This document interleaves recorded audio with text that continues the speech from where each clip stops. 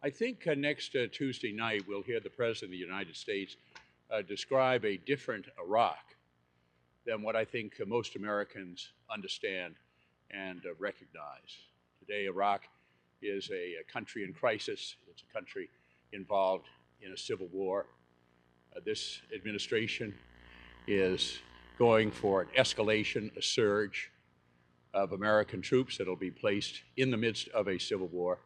And it seems to me that the American people are entitled to require the president to come to Congress to get an authorization for the use of those troops and for the resources that are going to be expended.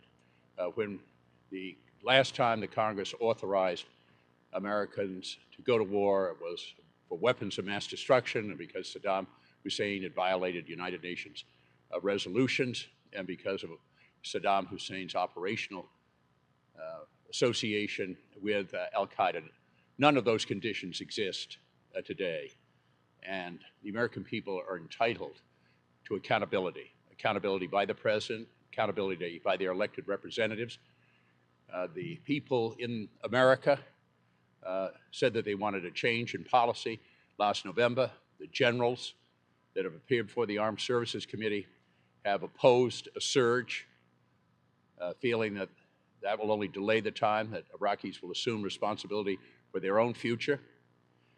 Republicans are indicating their reservations about a surge.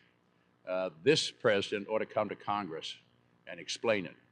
And I would hope that he would speak to that issue on the State of the Union on Tuesday night.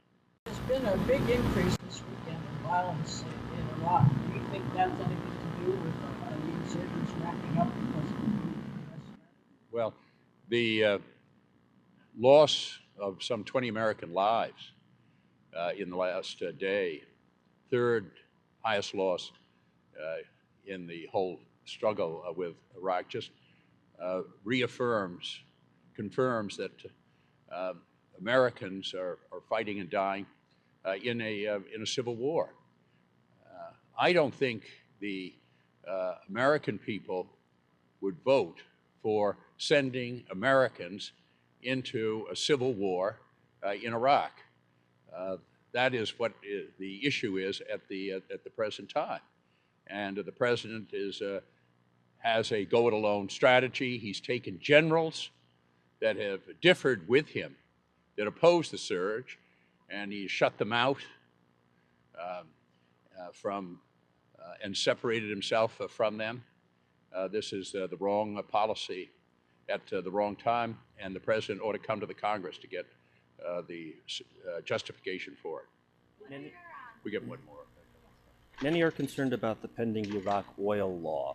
The Iraqi academic writing in the British press said that the U.S., the IMF, and their allies are using fear to pursue their agenda of privatizing and selling off Iraq's oil resources.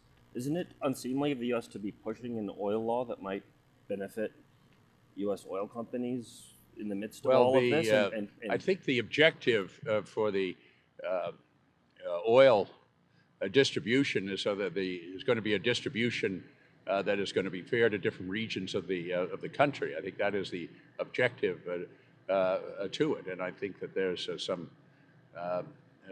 obviously some reasons for that. I think that's what it was contemplated. Thanks.